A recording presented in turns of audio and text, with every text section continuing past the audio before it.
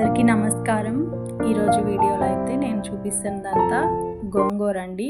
ఇదంతా కూడా నేను మా ఇంట్లో తోటలో ఇంటి ముందు వేసుకున్నాను. చాలా బాగా అయితే పెరిగింది.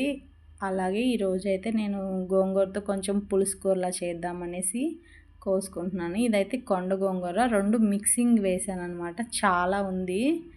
ఇదైతే ఇప్పుడు కొద్దిగా కోసుకుంటున్నాను. ఇదైతే చాలా పుల్లగా ఉంటుంది కొండ గోంగూర. అలాగే నాటు రకం అయితే పులుపు కొంచెం తక్కువగా ఉంటుంది. పులుపు తక్కువగా ఇష్టపడే వాళ్ళైతే తెల్ల కాడలు ఉంటుంది, అది పులుపు తక్కువగా ఉంటుంది. ఇదైతే కొంచెం పులుపు ఎక్కువగా ఉంటుంది. దీన్ని కొండ గోంగూర అంటాం మేము. ఇప్పుడైతే ఇదంతా కోసుకుంటున్నాను. అంటే ఎంత నాకు కొంచెం సరిపోయేంత ఒక 2 గుప్పెళ్ళు అయితే సరిపోతుంది. ఇప్పుడైతే కొంచెం కోసుకొని నేనైతే ఇంట్లోకి తీసుకెళ్తున్నాను. ఇప్పుడు ఇదైతే ఎంత ఫ్రెష్గా ఉందండి. ఇంట్లో కూడా మనం ఈజీగా పెంచుకోవచ్చు. చిన్న చిన్న టబ్బుల్లో అయినా మనం వేసుకుంటే ఈజీగా పెంచుకోవచ్చండి గోంగూర.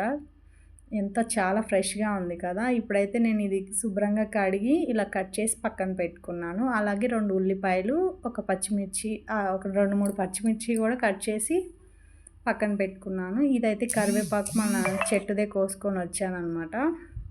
ఇప్పుడు స్టవ్ వెలిగించుకొని ఒక కడాయి పెట్టుకుని అందులో ఒక 2-3 స్పూన్స్ ఆయిల్ వేసుకోవాలి. ఆ తర్వాత తాలింపు గింజలు వేసుకోవాలి. ఆవాలు, జీలకర్ర, మినపప్పు వేసుకొని తర్వాత మనం కట్ చేసి పక్కన పెట్టుకున్న ఉల్లిపాయలు, పచ్చిమిరపకాయ ముక్కలు, కరివేపాకు వేసుకొని ఒక 2 నిమిషాలు అయితే మగ్గించుకోవాలి. ఇలా మగ్గించుకున్న దాంట్లో మనకి కొద్దిగా ఉల్లిపాయ మగ్గడానికైతే కొంచెం పసుపు, అలాగే కొద్దిగా ఉప్పు కూడా వేసుకోవాలి. ఉల్లిపాయ మగ్గుతుంది ఉప్పు వేస్తే త్వరగా.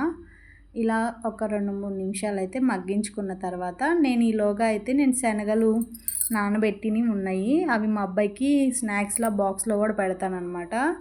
ఇంకా ఈ కూరలో కూడా మనకి వేసుకొని చేసుకోవచ్చు మిగిలిన వాటితో అనేసి నేను ఇవైతే ఒక 2 విజిల్స్ వచ్చే వరకు కొంచెం వాటర్ వేసి కొద్దిగా కల్లుప్పు వేసి ఒక 2 విజిల్స్ వచ్చే వరకు మూత పెట్టి ఉడికించుకున్నాను. వాడికి బాక్స్లో పెట్టగా కొన్ని ఉన్నాయి.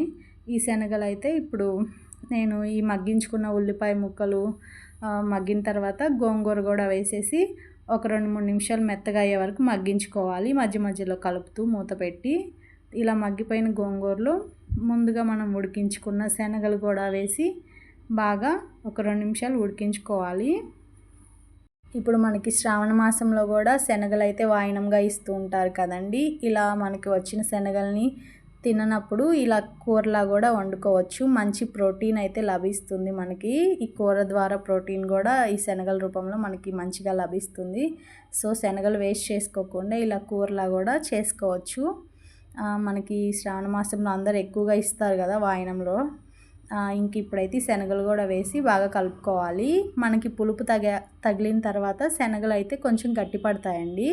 ఇప్పుడు ఇందులోనే కొద్దిగా 1 స్పూన్ కారం కూడా వేసుకొని, మనకి గోంగూర పులుపు ఎక్కువ కదండి, కొద్దిగా కారం ఎక్కువే పడుతుంది. మనకి చూసుకొని కారం, ఉప్పు సరిగా వేసుకోవాలి. ఇందులో కొంచెం చిన్నులపాయలు కూడా దంచి వేసుకోవచ్చు.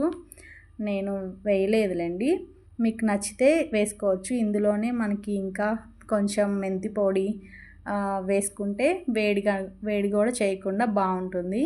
నచ్చితే వేసుకోండి. అంతే అండి ఈరోజు రెసిపీ అయితే. మీకు ఈ వీడియో నచ్చితే లైక్ చేయండి, షేర్ చేయండి, సబ్స్క్రైబ్ చేయండి. Thank you for watching.